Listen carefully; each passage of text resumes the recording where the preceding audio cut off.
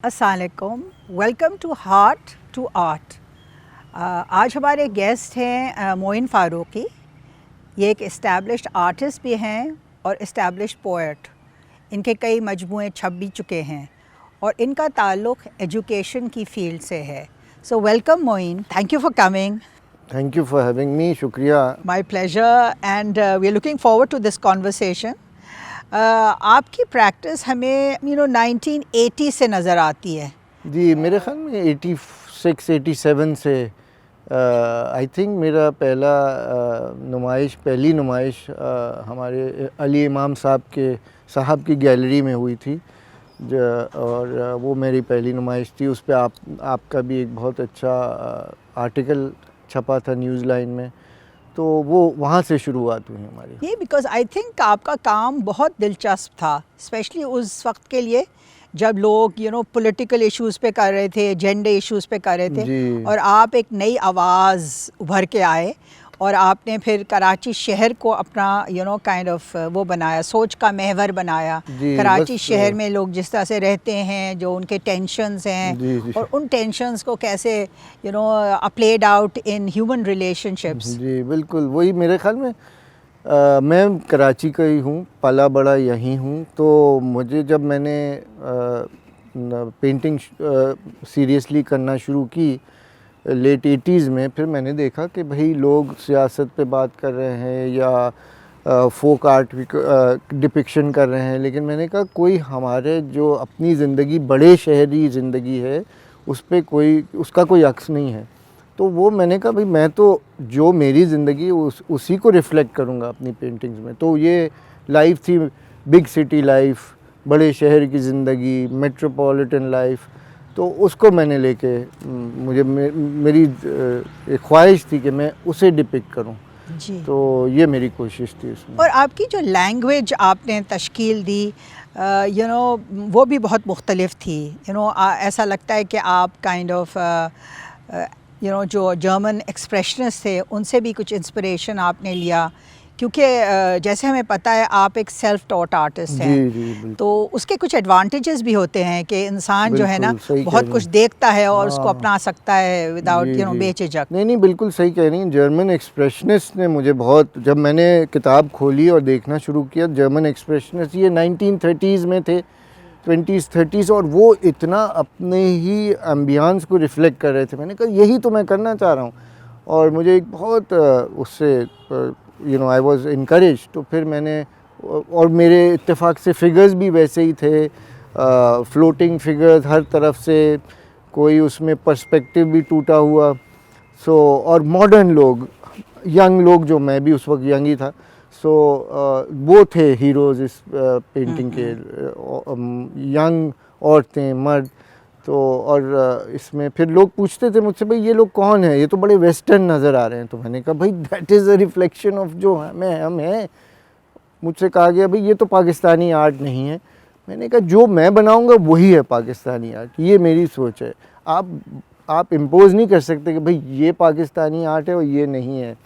तो खैर अब तो हर किस्म का मीडिया आ गए हैं, और यंग आर्टिस्ट तो हर किस्म की चीज़ें कर रहे हैं। लेकिन उस वक्त ये ज़रा सा एक वो था कि भाई ये हमारा आर्ट है, ये वेस्टर्न है, तो ये तो बिल्कुल ही, ये तो लोग यहाँ के हैं ही नहीं। मैंने कहा आप मेरे साथ चलें, मैं आपको दिखाता हूँ। ये हालांकि मॉडर्निज्म का तो काफ़ी वो रहा है इन्फ्लुएंस, हाँ, मगर आई सपोज वो सिंथेसिस जो थी ज़्यादा मुख्तलिफ चीज़ों के साथ थी। जी बिल्कुल। जो ज़बान आपने इख्तियार की वो फ़र्क थी।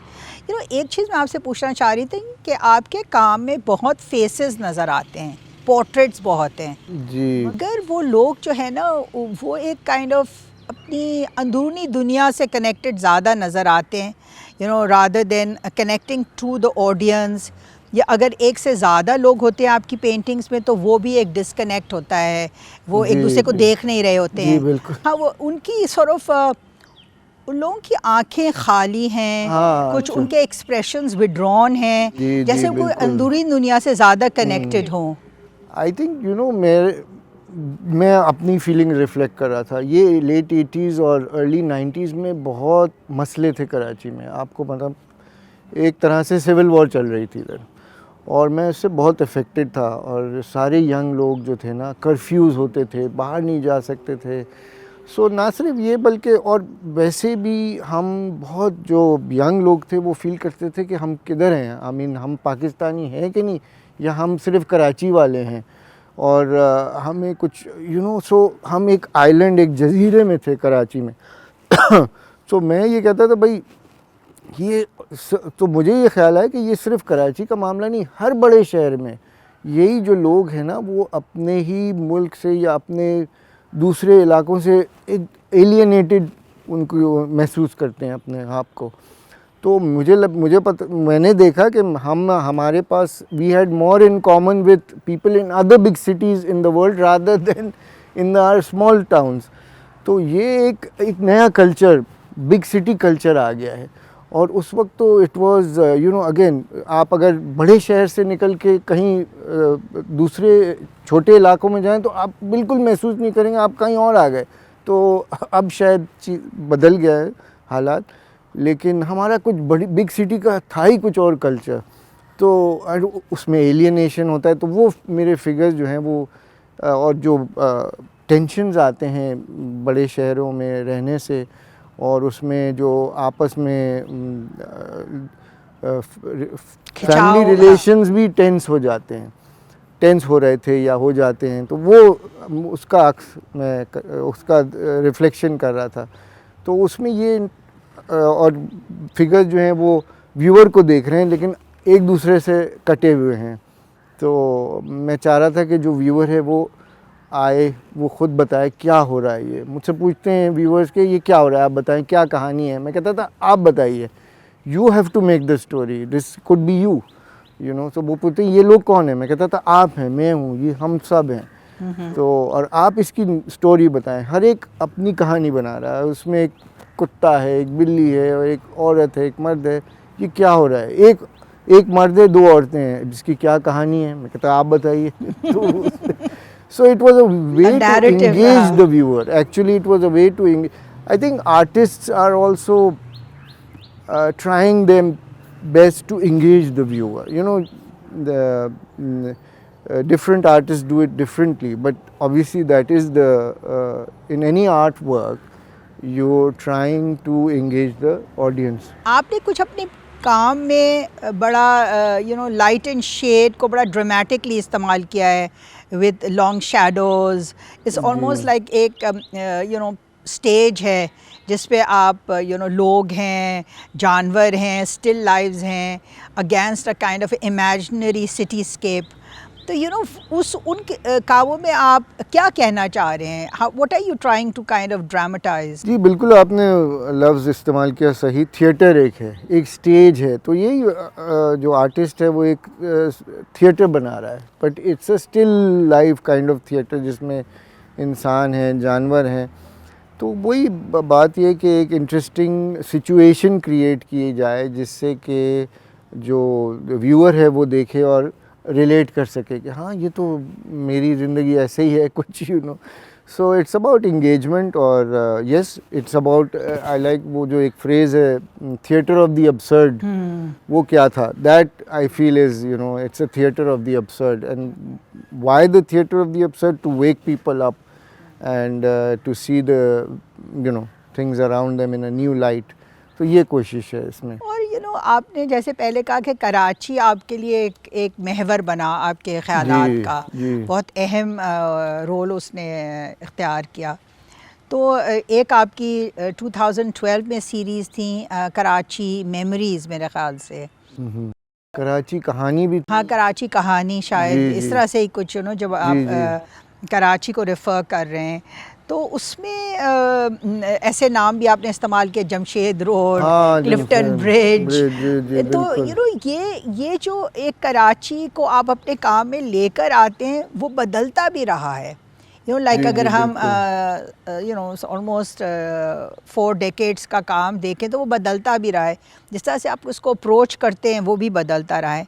मगर जो रीसेंट एक काम था आपका कि Clifton bridge is falling down, उसके बारे में कुछ बताएं। It's a very interesting way to enter your work. Well actually देखिए वो जो मेरे टेक्निक बदली है और पेंटिंग का तरीका बदला है, क्योंकि आई थिंक एक तो ये दो चीज़ें हो रही हैं, एक तो उसमें उसका कंटेंट, उसमें कहानी क्या है, और एक जिस तरह आर्टिस्ट उसे बनाता है, क्रिएट करता है। तो क्रिएटिंग के प्रोसेस में ओवर टाइम आर्टिस्ट खुद चेंजेस लाता है। वो मैं तो कहता हूँ मैं इसलिए करता हूँ, मैं खुद अपने काम से बोर हो जाता हूँ तो उसमें कुछ नई चीज़ें लाने की कोशिश की है। और ये नाम तो बिल्कुल वही हैं, कराची और क्लिफ्टन ब्रिज और 95 जमशेद रोड जहाँ मैं पला बड़ा, और इस तरह की चीज़ें, ये इनको ग्राउंड करने की एक कोशिश है कि कराची में ग्राउंड हो जाए। लेकिन ये है। और टेक्निक ये तो अब व्यूअर बताएगा भाई सक्सेसफुल है नहीं है। कोशिश तो हमारी होती है कि इसमें न्यूनेस लेके आए। तो और ये न्यूनेस सिर्फ इस वजह से नहीं कि for the sake of newness, नहीं, इट शुड, मेरे हिसाब से आर्ट का सबसे इम्पोर्टेंट चीज़ है, इट शुड बी ऑनेस्ट। ना what is honesty in art, I don't know, I can't put my finger on it, लेकिन इसमें यह कि आपके दिल की आवाज़ होनी चाहिए, जो आप वाकई में फ़ील करते हैं वो डिपिक्ट करें। तो ये में हमारी कोशिश होती है। मोइन, आप अपने को प्योर पेंटर कहना ज़्यादा पसंद करते जी हैं, बिल्कुल। और ऑब्वियसली इतने सॉर्ट ऑफ साल पेंटिंग करना आसान काम नहीं है, क्योंकि बिकॉज उसमें obviously changes internally content wise, technique wise लाने होते हैं, ताकि आपके लिए भी वो फ्रेश रहे और हाँ, दूसरों के लिए भी जो आप कहना चाह रहे हैं वो भी एक काइंड ऑफ नई तरह से कहा जाए। बिल्कुल। तो कुछ बताएंगे अपने कि वो कौन से टर्निंग पॉइंट्स थे आपके काम में in these last 3.5 decades? You are so right. I think हम आर्टिस्ट जो है वो चेंजेस लाता है, ना एक फ्रेशनेस के लिए, न्यूनेस के लिए, और ना सिर्फ व्यूअर के लिए बट अपने आप के लिए, क्योंकि हम एक ही चीज़ करते करते उसमें थक जाते हैं, उसमें न्यूनेस खुद ब खुद आती है। तो ये टर्निंग पॉइंट्स आई जब मैंने ये 3D से हट के थोड़ा फ्लैट कलर्स और फ्लैट सरफेसेस इस्तेमाल करना शुरू किए, एंड पैटर्न्स भी इस्तेमाल करना शुरू किए। तो एक तो ये फेज़ था जब मैंने पैटर्न्स, ज्योमेट्रिक पैटर्न्स डालने की कोशिश की।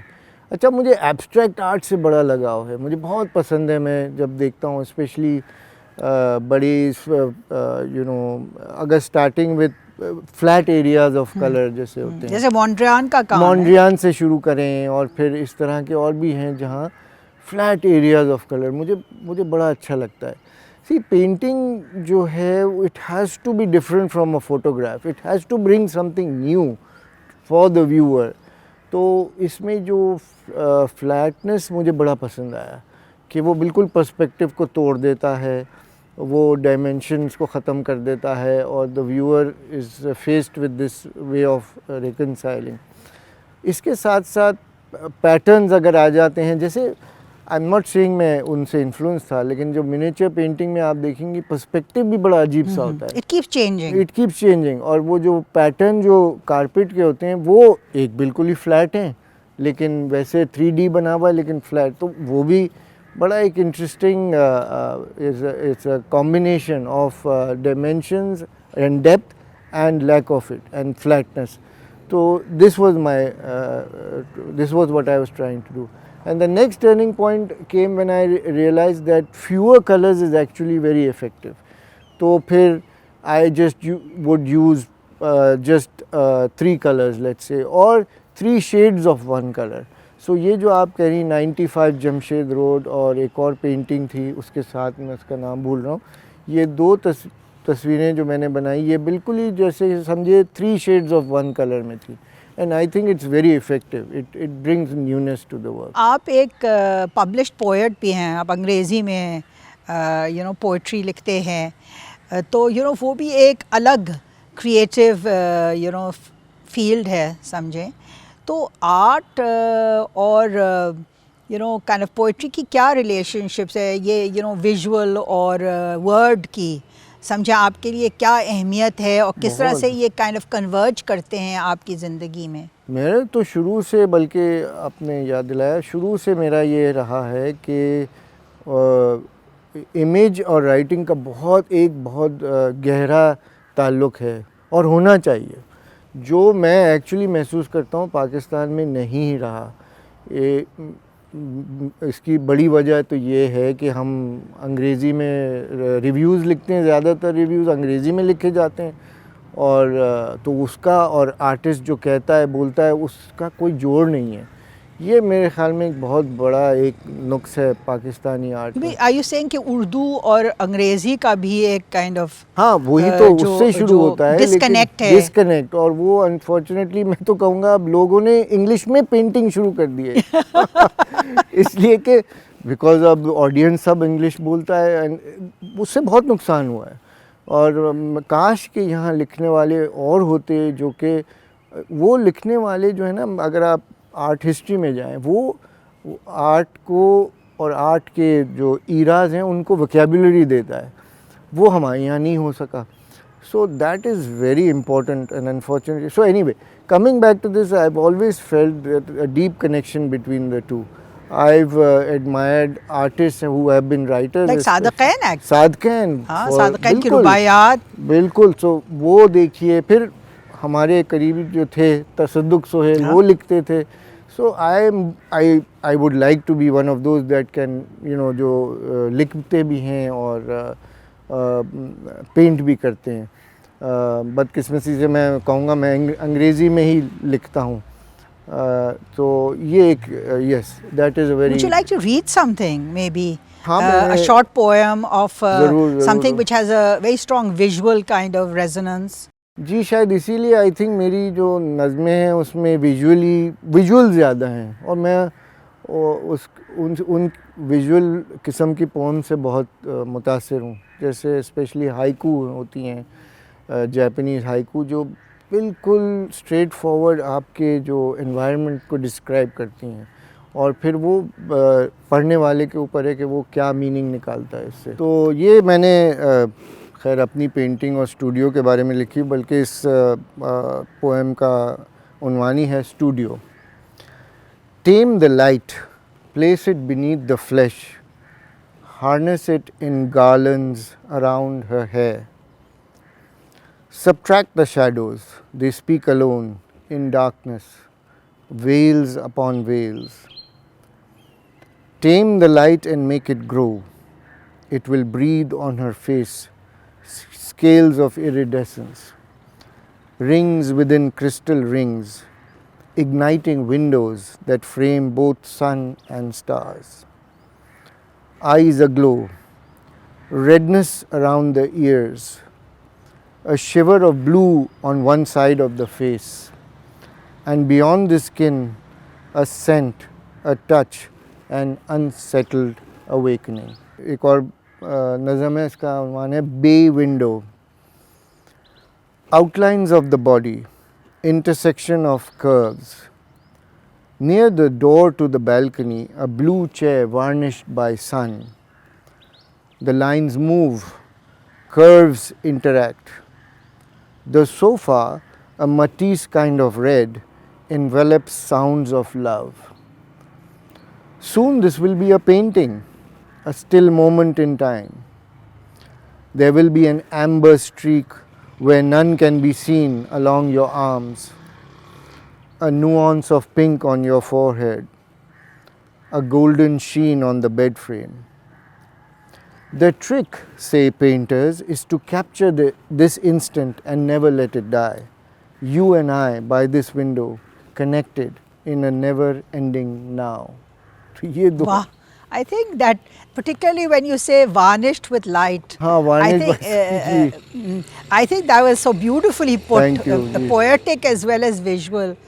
But you know, coming back to creative expression, जो आप पोइट्री में भी आपका है और आर्ट में भी, तो जब हम एक सिर्फ ट्रॉमेटिक एक्सपीरियंस से गुजरते हैं, लॉस से गुजरते हैं, जी जी, and so that sort of helps us deal with a lot of it. तो आपकी जो लास्ट एग्जीबिशन थी उसमें था सॉर्ट ऑफ न्यू मेमोरीज के नाम से थी, कुछ आपका पुराना कुछ नया काम था, और ये एक sort of also was a difficult time for you. जी जी बिल्कुल. Because when you lost your, you know, ji, that wife was a Mehwish. very, So, you know, how does art and poetry help you cope with this kind of loss on a personal level? That's a tough question. I don't know if anything can help. एक तरह जब देखते हैं तो can anything help? मैं तो अभी तक इसको कोशिश में लगा हूँ. लेकिन to the extent that it gives you an outlet, it takes up your time, you know, and shifts your focus from the loss to creativity. To that extent, I think it really helps. I think it's too early still to be able to portray that loss in my work, unless it comes in subconsciously, मुझे नहीं मालूम. But to portray it would be to face it, और वो मैं शायद अभी तक नहीं कर सका हूँ. I think that is a very difficult thing. मगर वो वक्त के साथ, जैसे आपने जी, कहा, जब ये बिल्कुल. layers, आपकी creativity की layers, आप वक्त की layers जब you know हो जाती हैं, तो sometimes that pain becomes more manageable. Ji, perhaps. I you hope know. so. Ji ji Yeah, बिल्कुल. it's a part of, I suppose, our नहीं lives. and it's life and death is such a, I mean, life तो है, but this idea of death is such a mysterious thing. एक तरह से, you know, एक तरह एक खौफ भी होता है, और एक तरफ बंदा सोचता भी है कि you know how everything is temporary, even you are temporary, even your work. और इसमें I suppose हम artists और writers और सब लोग जो express करते हैं, I think they're trying to outlive themselves through their work. You know, In some ways, yeah. It's also a catharsis. Catharsis जैसे आपने के कहा भाई- कि वो एक इमोशनल काइंड ऑफ स्पेस मिल जाती है आपको, जिसमें आप उन चीज़ों से डील कर सकते हैं जो शायद फेस यू नो अपफ्रंट नहीं कर सकते हैं. जी जी बिल्कुल, you're so right. तो मोइन, यू नो, आर्टिस्ट पे किताब लिखना, उसकी ज़िंदगी को डॉक्यूमेंट करना, उसकी टेक्निक और काम जी. को यू नो आगे वाली जनरेशंस के लिए यू नो काइंड ऑफ जोड़ के रखना, और इस तरह से बहुत अहम है. यू नो हम कई दफ़ा आर्ट के ऊपर फोकस करते हैं, मगर उसके डॉक्यूमेंटेशन पे नहीं कर पाते जी हैं. जी सही. तो इस तरह के प्रोग्राम जैसे हम कर रहे हैं, हार्ट टू आर्ट, उसमें एटलीस्ट इन इंटरव्यूज़ के तहत वो हो जाएगा, इसके जी, ज़रिए वो बिल्कुल. हो जाएगा डॉक्यूमेंट.